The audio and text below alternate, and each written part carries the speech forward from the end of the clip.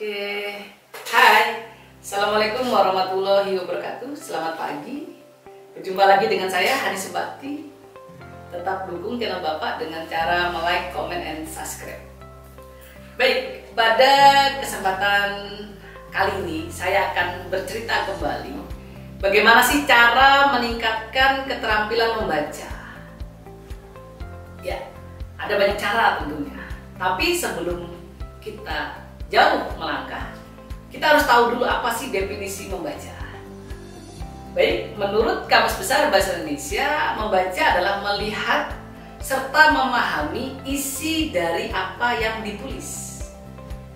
Isi dari apa yang ditulis kita baca. Tujuan kita membaca itu apa sih? Tujuan kita membaca adalah ya kita mendapatkan informasi. Dengan cara apa?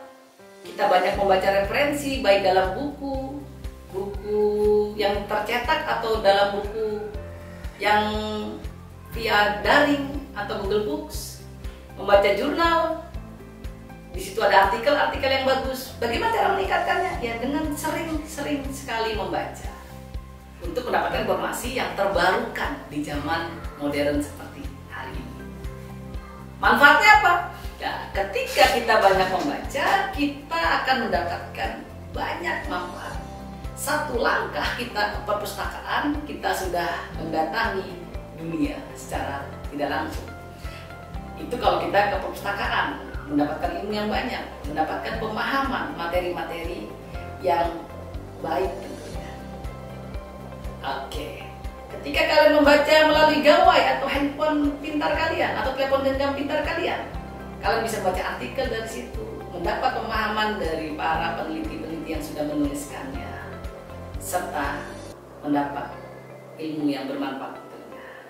Baik, adapun jenis-jenis keterampilan membaca atau teknik-tekniknya kita bisa analisis. Yang pertama itu keterampilan membaca nyaring. Contoh membaca pengumuman dari balik kendaraan roda 4, kadang pihak kepolisian atau pihak TNI menyampaikan pengumuman bahwasanya untuk terus menjaga diri dengan melaksanakan memakai masker, menjaga jarak, dan seterusnya di tengah pandemi. Membaca pengumuman dengan nyaring agar terdengar. Atau dari masjid ada pengumuman tentang berita duka dan seterusnya dari rumah ibadah apapun. Ya. Baik, yang kedua keterampilan membaca scanning atau membaca cepat. Kenapa keterampilan ini dibutuhkan? Untuk meningkatkan keterampilan membaca, kita harus juga memanfaatkan keterampilan kita dalam membaca cepat atau scanning. Apa isinya? Ya, kita mencari nomor telepon. Kalau zaman dulu ya ada buku telepon, kalian lihat namanya langsung to poin, namanya Zainuddin, berarti kita cari di kolom Z. Atau yang hari ini adalah membaca kamus yang sudah dicetak, kamus Turing. Mencari istilah-istilah yang penting dalam kamus itu tanpa harus kita membaca dari huruf A, B, dan seterusnya, tapi langsung ke poin pentingnya saja. Itu namanya membaca scanning atau membaca cepat. Yang ketiga adalah jenis-jenis dari keterampilan membaca adalah membaca kritis. Membaca kritis ini akan kalian gunakan atau kalian pakai ketika kalian menjawab soal-soal biasanya. Menjawab soal-soal.